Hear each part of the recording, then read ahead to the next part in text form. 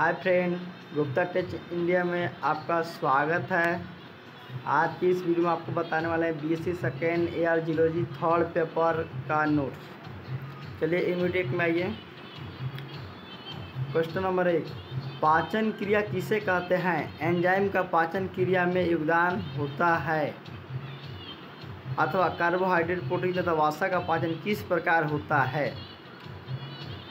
चलिए दोस्तों, इसका आंसर है पाचन। डाइजेशन यह एक ऐसी क्रिया है जिसके द्वारा अपने भोजन के जटिल खाद्य पदार्थों को एंजाइम की क्रिया द्वारा ऐसे कणों में बदल देता है जिनका शोषण रक्त में हो सके। जिसका भाग में यह क्रिया करती है उसे आहार नाल एलिमेंट कैनल कहते हैं। कार्बोहाइड्रेट, प्रोटीन तथा वसा, फैट ये तीनों मुख्य भोजन पदार्थ माने जाते हैं। इनका पाचन विभिन्न पाचक रसों के माध्यम से भोजन नली के विभिन्न भागों में किया जाता है। मुख्य रूप से पाचन मुख्य गुहा, ओरल डाइजेशन, उदर गैस्ट्रिकन तथा आंतो इंटेस्टाइनल डाइजेशन में होता है। डाइजेशन दो प्रकार की क्रियाओं, भौतिक क्रियाओं मैकेनिकल रिएक्शन तथा रासायनिक क्रियाओं केमिकल ऑफ एंजाइम रिएक्शन द्वारा संपन्न होता है।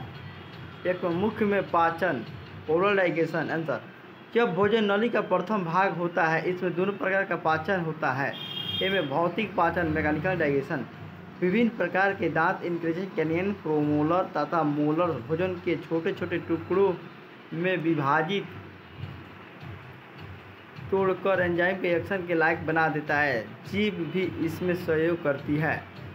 बी में रासायनिक पाचन केमिकल डाइजेशन। यह लाल सलीवा में उपस्थित एंजाइम के द्वारा होता है।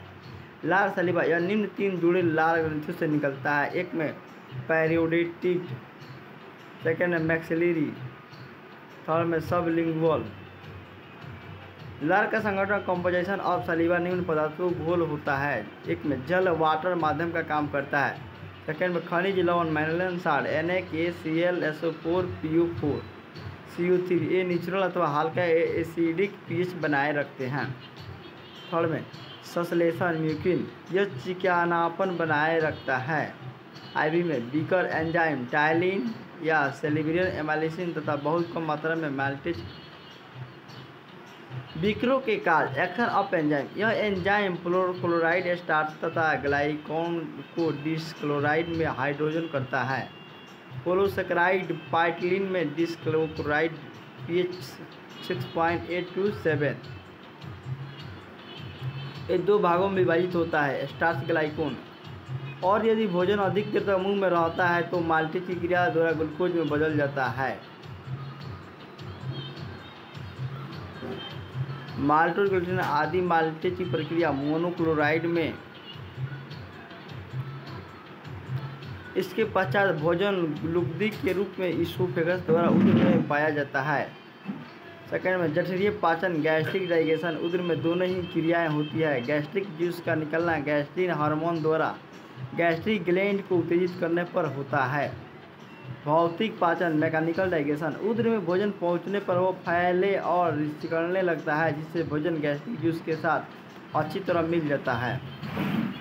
बी में रासायनिक पाचन केमिकल डाइजेशन। पेट की इपीथियम में यूनिसेलुलर ग्लैंड पाई जाती है जो गैस्ट्रिक जूस का निर्माण करती है।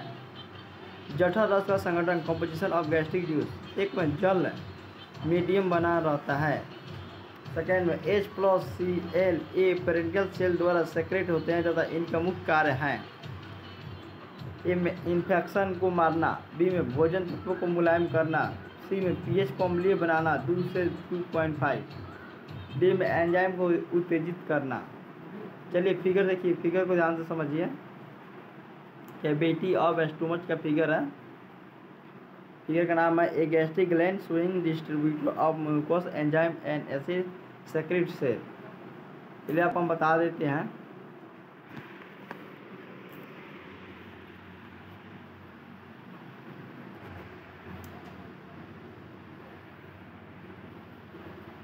इसकी जो प्रक्रिया है पैप्सिसन ग्रेनुल की, देखिए प्रक्रिया। एंजाइम सेक्रेटरी सेल बनाता है, उसके बाद एसिड सेक्रेटरी सेल बनाता है, उसके बाद इंटरक्युलर कैनालिसियस, ये तीनों मिलकर एसिड का काम करता है। उस तरह कैविटी ऑफ स्टोमक से जो फिगर है आप इसको ध्यान से समझ लीजिए। चलिए आगे हम बताते हैं, क्योंकि नोट्स आए हैं, सभी क्वेश्चनों का सॉल्व करना है इसमें। चलिए मिकुन में आपको दिखाते हैं। एक ग्लोबेट सेल से निकलता और भोजन तथा उदर की दीवार को चिकना बनाए रखता है। चलिए ऊपर में दिखाते हैं आपको। एंजाइम ये चीफ सेल द्वारा सेक्रेट होते हैं और ये 3 प्रकार के होते हैं। एक में पेप्सिनोजेन, ये इनएक्टिव रूप में क्रिएट होते हैं। सक्रिय एक्टिवेशन या हाइड्रोजन आयन के संपर्क में आने पर सक्रिय हो जाता है। Pepsinogen H+ pepsin active, pepsinogen से डिवाइड होकर पेप्सिन होगा। पेप्सिन के कार्य, एक्शन ऑफ पेप्सिन, ये बड़े प्रोटीन कणों की हाइड्रोलिक करके पेप्टिडाइड या पेप्टोन में बदल देता है। बल्क प्रोटीन पेप्सिन की मात्रा में पेप्टाइड एंड पेप्टोन्स 2.4 pH होगा। सेकेंड है प्रोरेनिन, यह स्तनधारी जंतुओं में ही पाया जाता है और निष्क्रिय अवस्था में निकलता है। सक्रिय एक्टिवेशन H+ तथा पेप्सिन दोनों ही इसके एक्टिवेशन में मदद करता है। प्रोरेनिन H+, रेनिन सक्रिय।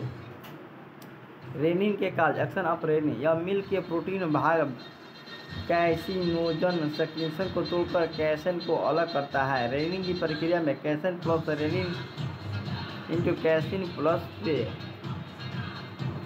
एक तरल होता है। कैसेन प्लस ये डबल प्लस में एक दही होगा। कॉट plus pepsin peptide and peptones होगा। इसी प्रकार रेनिन दूध से प्रोटीन भाग को अलग कर प्रोटीन पहचान के उपलब्ध कराता है। चलिए थर्ड में गैस्ट्रिक लाइपेज, इनका बहुत थोड़ा प्रभाव उदर में हो पाता है। यह भोजन के साथ मिलकर आंत में पहुंचता है।